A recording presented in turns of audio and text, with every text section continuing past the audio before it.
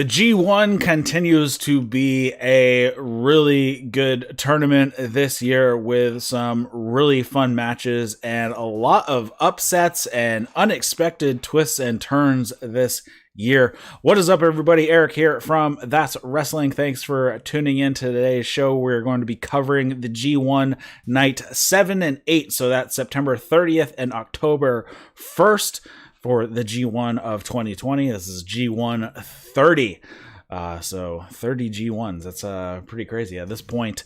And if you are listening to this as a podcast, head over to the YouTube channel. We do this show live over there. And if you hit the bell notification, it'll let you know as soon as we schedule a show. And that is especially relevant these days since we've had to move shows around. So we'll let you know when we move a show, when we schedule a show. And with New Japan, since they do not have a set schedule, those shows get scheduled at all types of different times. So be sure to watch over there. Also, head over to iTunes, give us a review. It really helps in the search results. And if you would like this as a podcast, because you're watching this on YouTube, you can find it on all your favorite podcast apps. There's also a Discord server. You can come join and hang out with us. And for mailbag, comments, questions, feedback, all that fun stuff, you can send those to Eric at thatswrestling.com. So with me tonight is Trey Wisecarver. What do you think of the G1 so far? Awesome, man. Really enjoying it. It's just such a really in-depth thing because there's so much to it, and you're really just following the results and the points, but then there's all these little sub-stories. Everybody has a story of the tournament. All the matchups have their little hooks and interests, and it's just that it's favorite time of year. It's the high holiday for wrestling nerds. Yeah, this year they are really setting up to be really almost choked on an ice cube. They're setting up to be really strong coming out of the G1 with all types of storylines. So they're going to have a plethora of ideas on which way to go with all these various storylines. So those will continue on. So it should be a good one. So let's get into it. Night 7, September 30th, 2020 starts off with the Young Lions match. Yuya Uemora versus Yota Tsuji. Tsuji took a good hunk of this match. He finishes off with a full crab. This is, again, a solid opening match from these young lions. This class of young lions have been really good. Really not much to speak of on this particular match. I'm guessing you probably don't have anything to add on this one. I wrote, of all of these opening matches, this was one of them. Next up, we have the first block match. We are in Block A. Minoru Suzuki versus Yujiro Takahashi. They didn't even wait for the bell. They also mentioned that Yujiro has never beaten Suzuki in a G1. They go outside very early. Yujiro hits and chokes Suzuki with his cane right in front of the ref. A minute later, Suzuki gets back at him with a chair on the outside, also in front of the ref. So the ref has already lost control of this match. Yujiro takes a beating for a while until he hits a desperation fisherman's buster. They throw some hands for a bit. Suzuki eventually gets the rear naked choke, hits a gotch pile driver, and gets the win, leaving Takahashi with 0 points. Suzuki moving up to 6 points after his fourth match. As I saw the matchup graphic, I just started laughing because I knew what was about to happen. I'm guessing what happened was about what you thought was going to happen? Yujiro taking ass whoopings is an understated but very fun theme of this tournament, and I'm enjoying it very much.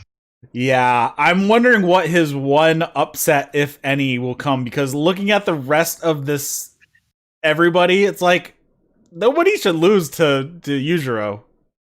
I have a suspicion. Yeah, who do you think it's going to be? Jay White. Jay White is going to lose to Yujiro? That would be interesting. I smell an angle. Bullet Club versus Bullet Club. Yeah. I think that might be where something happens. Alrighty. We go into the next match, which was a lot more interesting. This was Kota Ibushi versus Jeff Cobb. They start off with some mat wrestling. They move to some striking. Cobb goes for a spear, and while his head is down, he's going in. Ibushi just jumps up, hits a double stomp to the back of the head and shoulders, and he lands awkwardly on Jeff Cobb on the ground. Looked like that could have come out bad. Like Kota Ibushi could have tweaked something if things went the other way, but it looks like they were both okay. Cobb pulls up Ibushi while holding onto the ropes and catches him in, catches him like a little baby and just throws him around. So this is usually like a spot where, you know, somebody will grab the guy's feet while he's holding on to the second or the top rope, and when they pull him, they land on his feet. Well, no, he just pulled him out and just caught him. Like I said, like a little baby, and just tosses him. He hits a standing moonsault as well for a 2 count. Cobb hits a couple gut wrench suplexes, then a power bomb. But Ishii, Ibushi tries for a Rana, but as he's going down, Cobb just pulls him right back up, like completely rearranges him on his shoulders and does a release airplane spin. They fight back and forth, but Ibushi catches him with a knee and hits the Kamigoya, and that is all she wrote, and Kota Ibushi gets the win. Kota Ibushi now has 6 points after 4 matches, and Jeff Cobb stays at 2. Yeah, man. So this was a first time ever singles match between these two, by the way. Jeff Cobb, I know he's been in New Japan for a little while. He was in the G1 last year, but this tournament, like, it really feels like he's coming out of his shell more this year. I'm just becoming a bigger fan every time. I say it every show. Just the way he throws people around. I love a big, thick suplex master. Cobb is great at throwing people around. Ibushi is great at being thrown around. This was a good time, and Cobb imposed his wheel on Ibushi for most of the match, but then Ibushi hit the V-trigger and the Kamigoye, and that was it. Yeah, with Jeff Cobb, he does some very interesting. Those gut wrench suplexes are like reverse gut wrench suplexes because he throws them in a completely different angle than most people do. He kind of throws them, instead of landing on their back, they kind of land on their ass. Just kind of how he throws them and spins them around. But yeah, I agree. Jeff Cobb has definitely kind of upped his charisma and whatnot, and he's definitely coming across as more of a star than he has in the past to me as well. He's definitely I think his stock is raised. He's looking good, and he's just a big dude who can throw around. He can throw around big dudes too, but when you're working with somebody who's a bit smaller and you can just toss him around, he can get some fun stuff in there, and Kota Ibushi can ragdoll all day long. I love him in New Japan, but I do regret that he's not in AEW right now, because, man, things I could do with that guy. Yeah, imagine. Well, yeah, we could have a 3-way with Will Hobbs, Brian Cage, and Jeff Cobb. That would be like the Hoss fight. That would be a Hoss battle. Yes, and maybe you could throw a Lance Archer or a Jake Hager in there for good measure to have a 4-way. I think that would be fun. Yeah. Next up, we have Kazuchika Okada versus Tai Chi. Taichi attacks before the bell and takes it to the outside right away and runs Okada into the barricade a couple times, going after that taped lower back of Okada. This has been an ongoing thing during this G1, with Okada having a lower back injury, whether real or not, I'm not sure. El Desperado is shown on commentary, and he actually distracts the ref So good on them. Hey, they distracted the ref so Taichi could use a chair on Okada. So good on them. Taichi keeps working the back of Okada. He runs Okada back first into the edge of the ring, and then back in the ring, Okada turns things around a little bit with some strikes, goes for the money clip, but he cannot put it in. He perches Taichi up on the top rope and gives him a standing drop kick off of the top rope. He gets so much height. That is always amazing to see.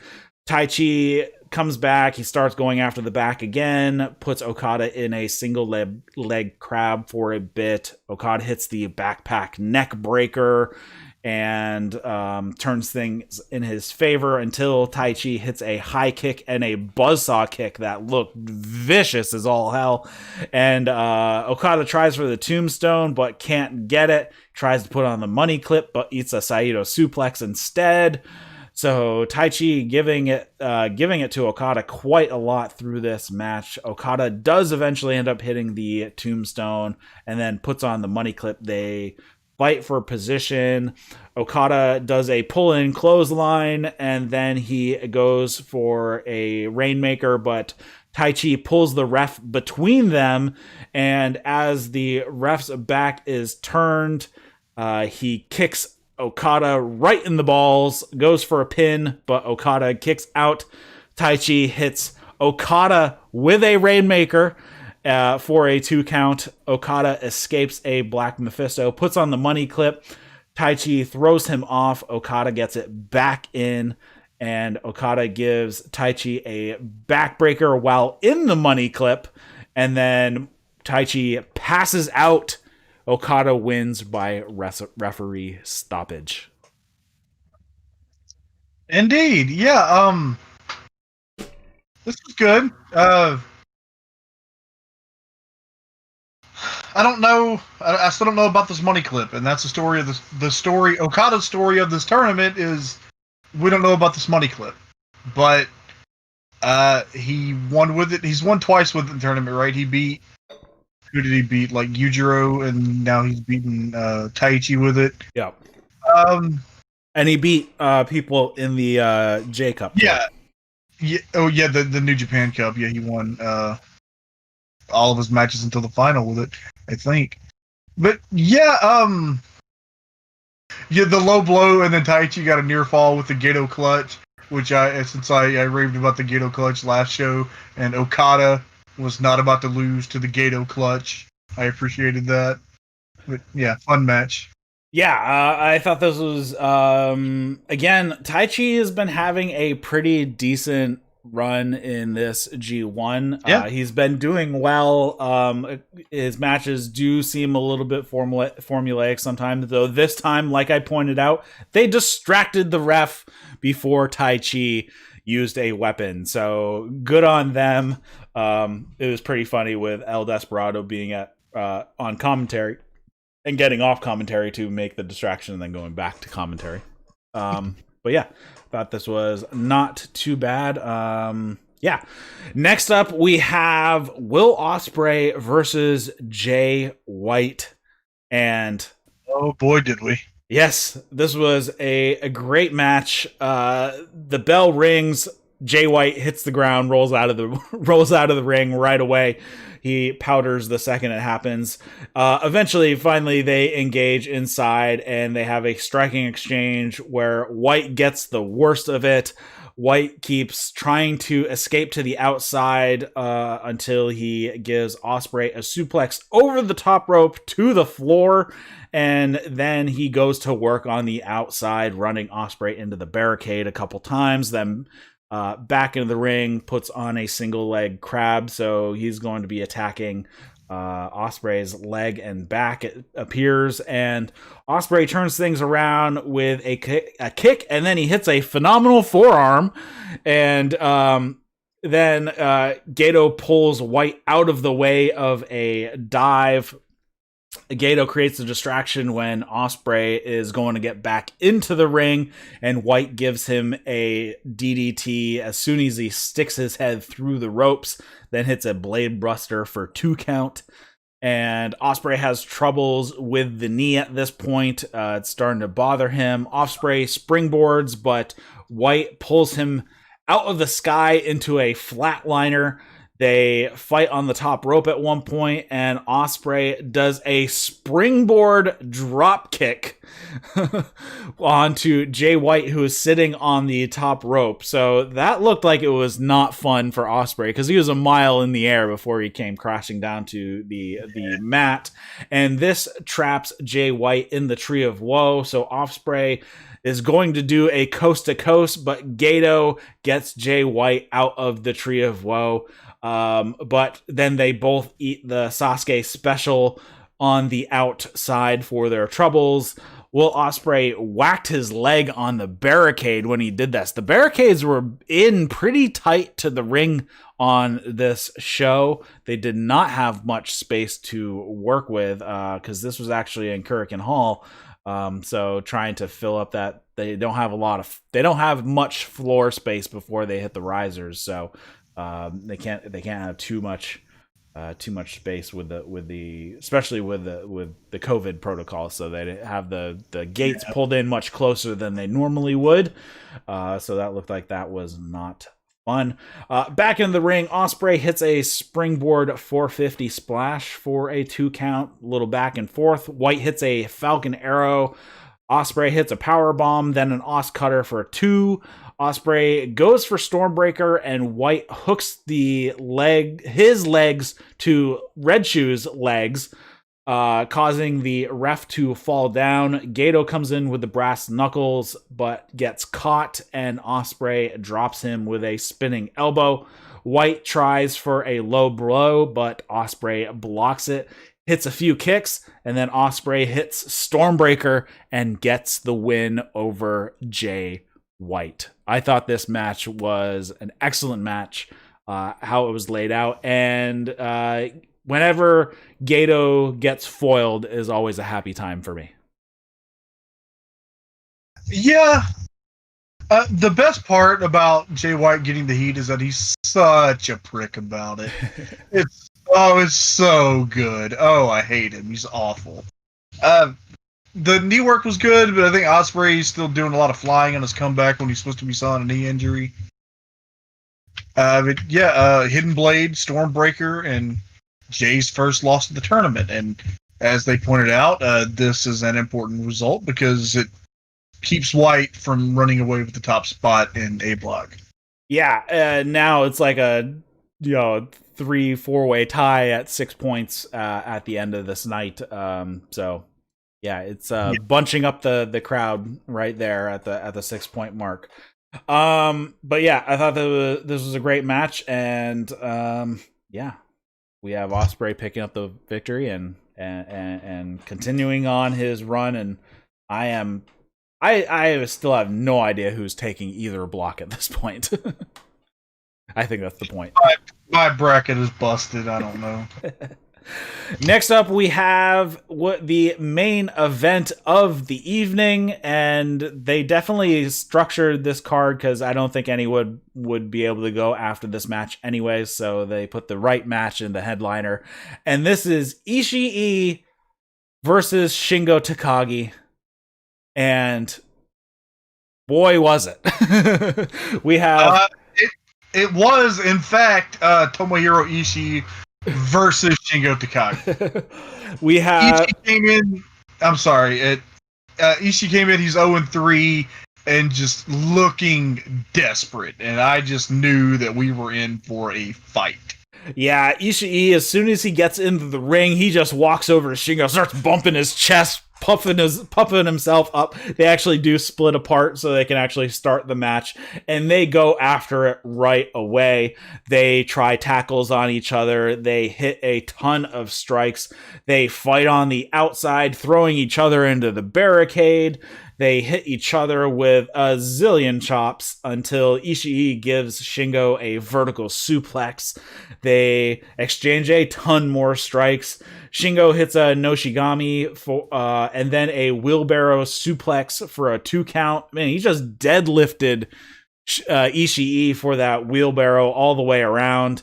Ishii gives Shingo a superplex, and Shingo hits a double knee gutbuster. Shingo hits a Made in Japan for a 2 count. They beat the crap out of each other for about another 10 minutes, and Shingo hits a Death Valley driver, and then they basically headbutt the crap out of each other over and over and over again, assuming they had headaches when this one was over.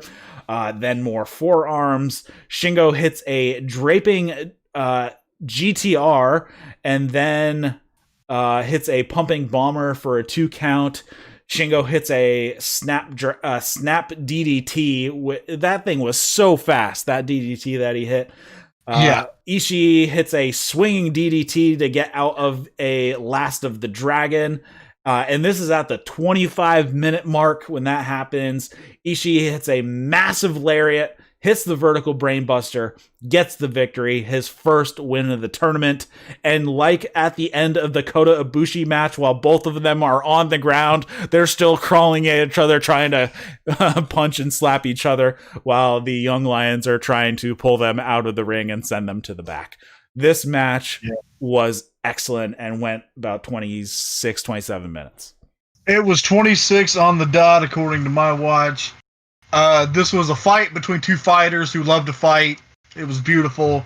This was strong style professional wrestling. It started off intense, and the intensity kept growing. Just everything I loved. Yeah, this match was awesome. Yeah, I mean, you have like 3 of the best strong style guys in the A block in Suzuki, Shingo, and Ishii, and we just had such awesome matches between these guys. So, as the end of night 7, we move on to night 8 on October 1st, 2020. The show starts off again with the Young Lions, Yota Tsuji versus Gabriel Kidd. Tsuji and Kidd have a bit of a rivalry going on here. Kidd kind of playing a little bit of a heel here. They got into each other's faces before the bell. They have a really hard-hitting, good back-and-forth match, and they fight to a 15-minute draw.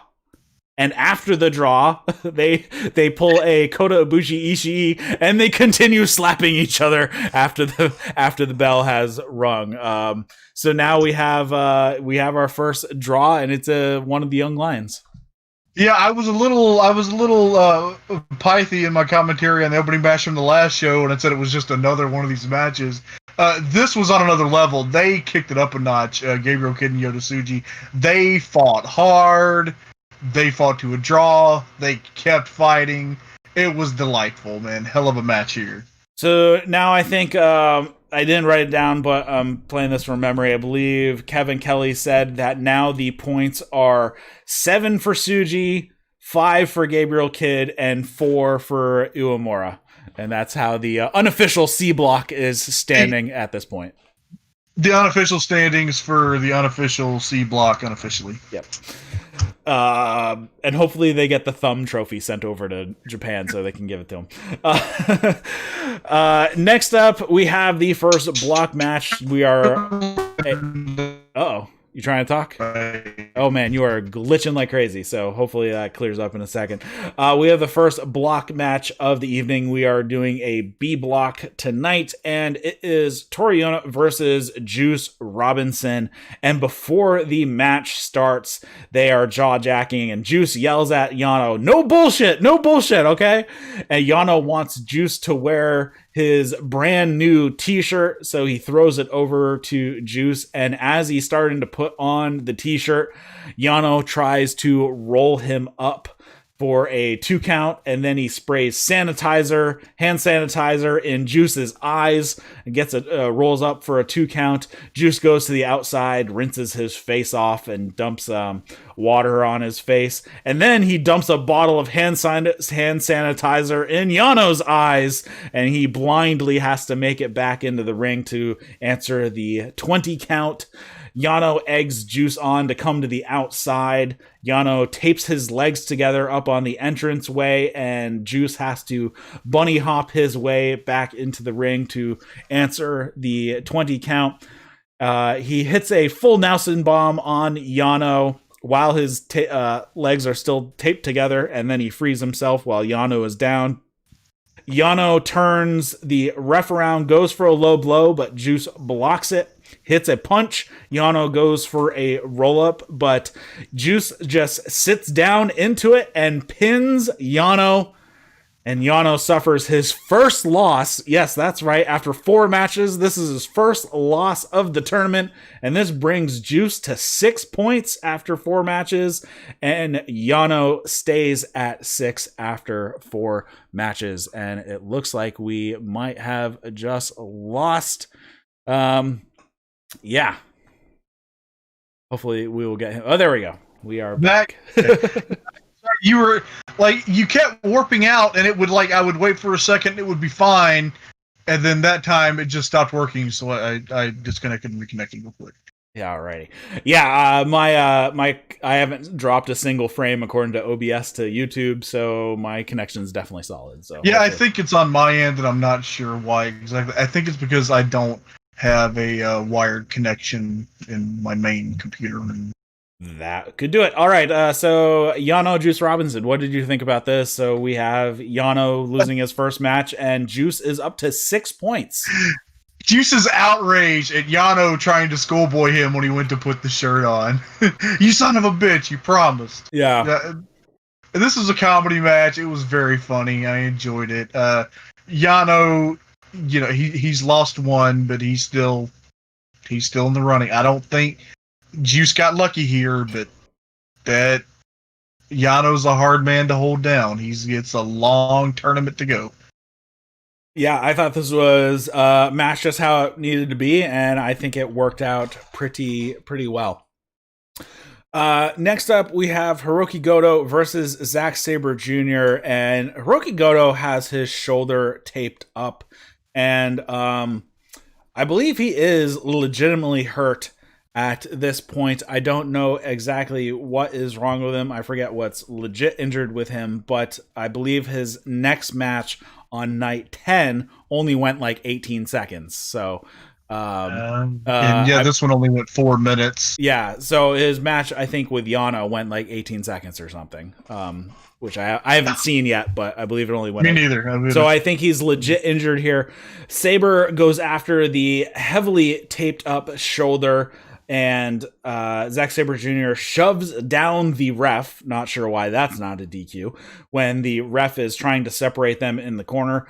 When Goto was in the ropes, and that's why he's separating. Goto has to throw left-handed strikes because his right arm is all jacked up. Zack Sabre Jr.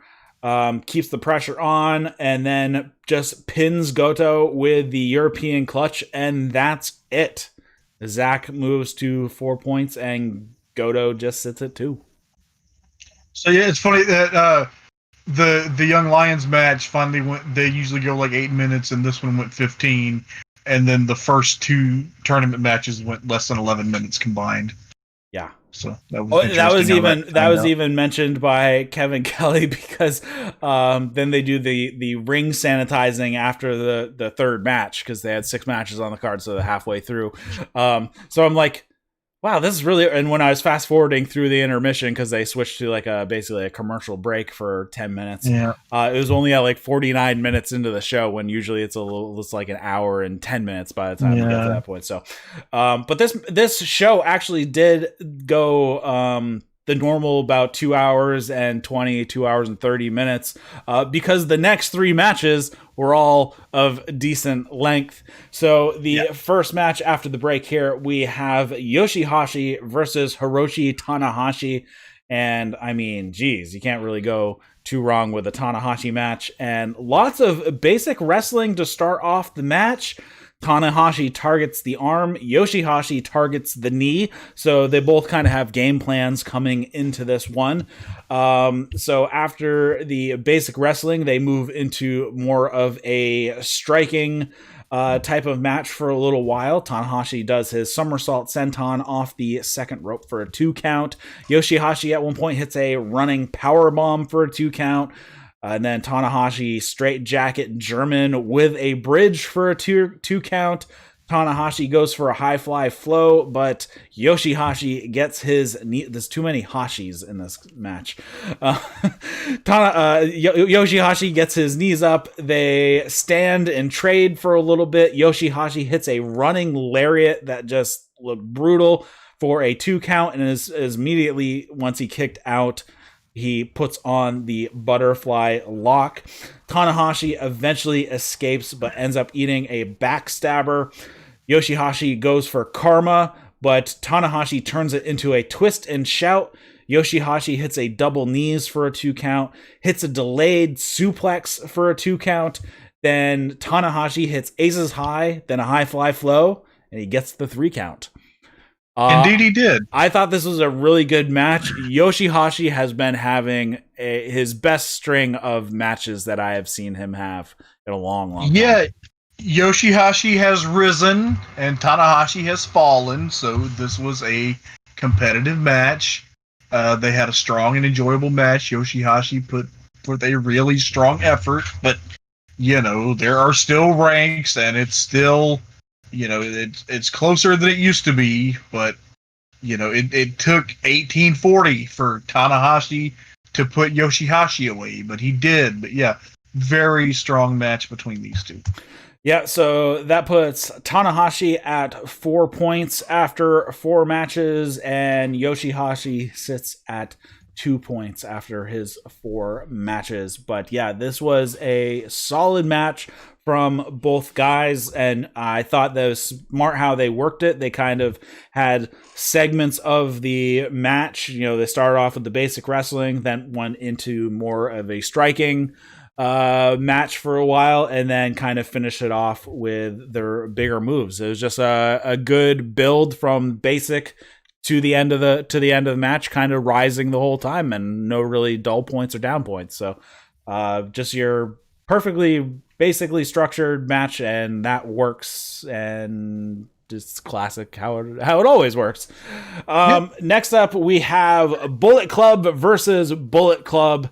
This is one of the more interesting matchups because the following match is LIJ versus LIJ. So we have faction versus faction, our teammates versus one another here, and we have Evil versus Kenta. And we have Dick Togo at ringside. So the question is, okay, what is Dick Togo going to do when both members are from Bullet Club? And Kenta, before the match, throws up the too sweet because he wants, as a sign of mutual respect with Evil. Dick Togo and Evil step in towards Kenta, but then just too sweet each other. Just a turning their back on Kenta right here, giving him the snub. And Kenta takes his time, and he keeps the match slow early on. They fight on the outside. Kenta works over Evil and asks Dick Togo to join in on the beating, but he doesn't. Kenta eventually gets tripped by Togo and pulled to the outside, and Kenta gets run into the barricade by Evil, and Togo distracts the ref. So Evil, instead of wrapping the chair around the head that he likes to do, he wraps it around the surgically repaired arm of Kenta and then runs that into the ring. I believe it was the ring post, or was it the barricade? I wrote down barricade, but I think it was the ring post. Evil pulls the ref away, and he pulls the ref in the way, and Kenta ends up hitting the ref from behind. It looks like it was on purpose, so now the ref is taken out of play. He goes back to the outside to try to get Dick Togo to help him. Kenta grabs the briefcase and then wallops Dick Togo with it, and then goes in the ring and attacks Evil with it as well. He hits a double stomp off the top rope as the ref gets into the ring, gets a 2 count. Evil hits Darkness Falls for a 2 count. Then Evil hits a huge lariat for a 2 count. Kenta goes for a GTS, but Dick Togo jumps up onto the ring apron, and Kenta lifts Togo for a GTS, but the ref gets turned around by Evil. Evil hits a low blow on Kenta, hits Everything is Evil, and picks up the win. So that puts both Kenta and Evil at 4 points after this match is over. Yeah, this is an interesting match. You know, heel versus heel, Bullet Club versus Bullet Club, all caps name versus all caps name. There's some mind games with Kenta inviting Togo to turn against Evil, but Evil out-eviled Kenta and, you know, got him with the low blow and the Evil and the pin, and yeah, good match. I thought this was one of the more interesting Evil matches of all of the post-pandemic return. Yeah, I see what you're saying there. Then we have Tetsuya Naito, whose average going into this match was something like 26 minutes for all the matches that the 3 matches that he's had prior to this. So Naito has gone very, very long on all of his matches, and it would be no different in this match. They go just over 27 minutes. This is Tetsuya Naito versus Sanada, his underling. And boy, what a match this was. Lots of back and forth early. And so they have a little game of... It seems to be a little game of one-upsmanship in this, and a little bit of Naito playing up that, hey, I am still the leader of LIJ, and Sanada, you need to know your place. Not like super overt, but it was there. He's just showing the guy who's boss at points. They talk about how Sanada gets pins and needles in his arms from a stinger that he received a long time ago, and it's still an ongoing problem with him. Naito hits his sweep and wrecking ball dropped. I'm already like 3 hours into doing podcasts already. Naito hits his sweep and then wrecking ball drop kick in the corner that he likes to do. Usually this was a move that Sanada would normally avoid because, of course, he knows Naito very well. Naito and Sanada's relationship towards each other in this match is interesting. As I was just saying, Naito seemed a bit cocky at points and is toying with Sanada a few times. And Naito goes to the top with Sanada sitting on the top rope, but Sanada slips out from underneath and gives Naito a drop kick from behind, sends him over the top turnbuckle, and he kind of runs himself into the top of the ring post. So he's laid up on the top turnbuckle, run into the ring post. Sanada pulls him down by giving him a neck breaker for good measure. Sanada hits a tiger suplex with a bridge for a 2 count, and then Sanada puts on skull end. But when he tries to get the hooks in, when he drops to the ground, Naito rolls back through it. Naito does his pull-in elbows that he has been doing. I love that. That just little added thing that Naito has added into his repertoire, just to add a little bit more interesting. Those pull-in elbows look devastating. Naito hits a top rope Rana for a 2 count, hits a Stardust.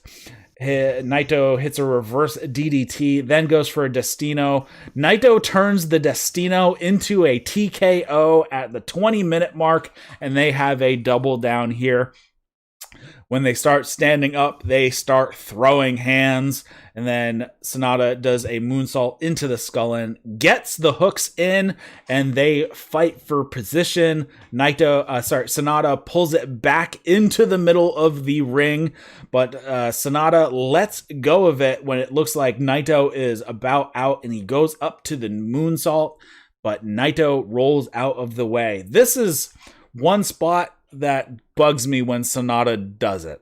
I don't know why he lets go of the skull end when he thinks when his opponent is out. Why doesn't he just wait for the ref to call it? Wouldn't that make the most sense instead of just leaving him on the ground to go do the moonsault? Because, 9 times out of 10, they roll out of the way.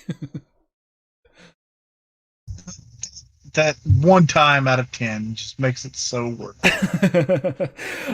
So he goes for the moonsault. Of course, Naito rolls out of the way. This happens just shy of the 25-minute call. Naito hits a Destino for a 2 count. Then he goes for another, but Sanada reverses it into a skull end. Naito escapes that, lifts him into Valentina, but Sanada knees Naito in the head and pretty much gets dropped on his own head. Naito just kind of let go of him instead of, letting him back down onto his feet like you would normally in a kind of a vertical suplex position. So that looked like it was not fun. Sanada turns another Valentina attempt into a Destino of his own, then hits a moonsault to the back of Naito, then one to the front, and Sanada pins Naito for the 3. So Sanada pins Naito to get his first 2 points of the tournament. Naito stays at 6. Another match goes over 25 minutes for Naito. So, are they going to play it? Naito is just completely wasted after having so many 25-plus minute matches, and Sanada gets the best of him. I'm curious how this is going to go down. All I know is that this is one of the results that my entire closing scenario rested on, and I got it wrong, so just fail completely on my part booking the G1 this year. Rocky also mentions on commentary that this is the second match in the G1 where the faction leader lost to a member, this being Suzuki losing to Taichi and Naito losing to Sanada. After the match, though, Sanada throws up the fist for LIJ, and Naito obliges for the fist bump and rolls out before he rolls out of the ring. So Naito, I'm not sure how they're going to play this off. It looks like he is being what do you want to call that? Classy in defeat, I guess. Yeah, so there's something that we haven't talked about yet that I've heard other people speculate about, and it's the idea that, because obviously a lot of the booking that happened this year was as a result of circumstance, and the word has been since last year that this was going to be a big year for Evil, so they were going to do something big with Evil, but it's, the whole Evil and Bullet Club thing that felt weird to start with. Maybe that's not the end game. And maybe it's possible that over the course of this G1, I think that something is going to happen within the last few days with Bullet Club that is going to shift things substantially. And here's the thing. New Japan's factions need some kind of shuffling. So I am thinking, and the reason that I'm talking about this here is because I'm thinking, what do you do with Sanada? And I don't know where Sanada would end up in this scenario, but there's a lot of possibilities that would all make a lot of sense.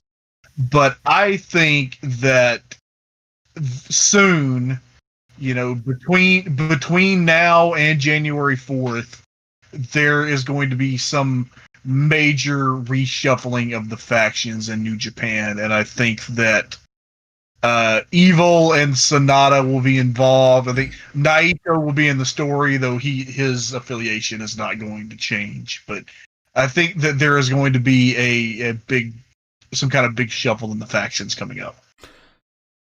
Yeah, that wouldn't surprise me. I'm assuming before Wrestle Kingdom. I'm guessing now with Naito, with Sanada only at 2 points, it's unlikely he's going to be winning the G1. So he's going to get a shot at Naito's title, at least one of them, before Wrestle Kingdom, between the end of the G1 and Wrestle Kingdom. So I'm curious how that match goes down, because that's another thing that to discuss. Is Naito even going to be the champion going into Wrestle Kingdom? So that's another thing to look out for. Could it be Sanada bring the belt into Wrestle Kingdom? That is a distinct possibility. That would be surprising, but who knows? Who knows? Yeah. I mean, there's also the possibility if Naito ends up winning the G1 as champion, and he can pick his own opponent, but he loses the title prior to getting to Wrestle Kingdom. Does that mean now he has the Wrestle Kingdom shot anyways? I don't know, because we've never done that. So. Right. So could he lose it to Sanada, but then go back to facing Sanada at Wrestle Kingdom again? Well, I mean, we all know that it's going to end up with Naito defending the title against Yano at the Tokyo Dome, so this is the moot point anyway. Yeah, that's right. So far, really strong matches out of both blocks. Both blocks have kind of their own style, just how they're put together. We have A block is a lot more of a heavy, strong style, whereas B block is a bit more of a technical style. Out of just how everybody is laid out. So it's kind of fun to have actually not only like a huge difference of the people who are in each block, but having a completely different style each night, just because of how the matches line up. So I think that's actually kind of an interesting attribute of this year's G1 on just how it's set up. So before we wrap it up, you got anything else you want to say about nights 1 through 8 at this point? Besides your bracket really sucked. My bracket really sucked. The end. All right. That was a good tournament.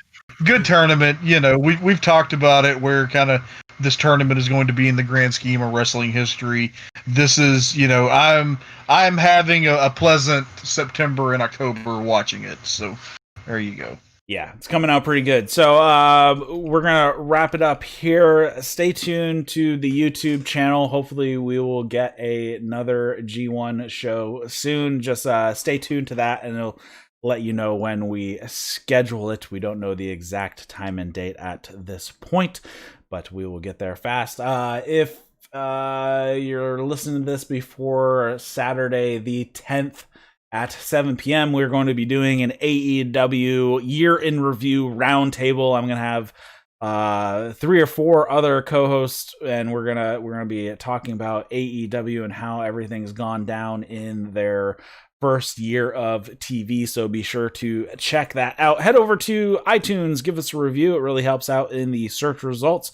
If you're listening to this as a podcast, head over to the YouTube channel, because we do all these shows live, so you can come hang out in the chat room and ask questions if you would like.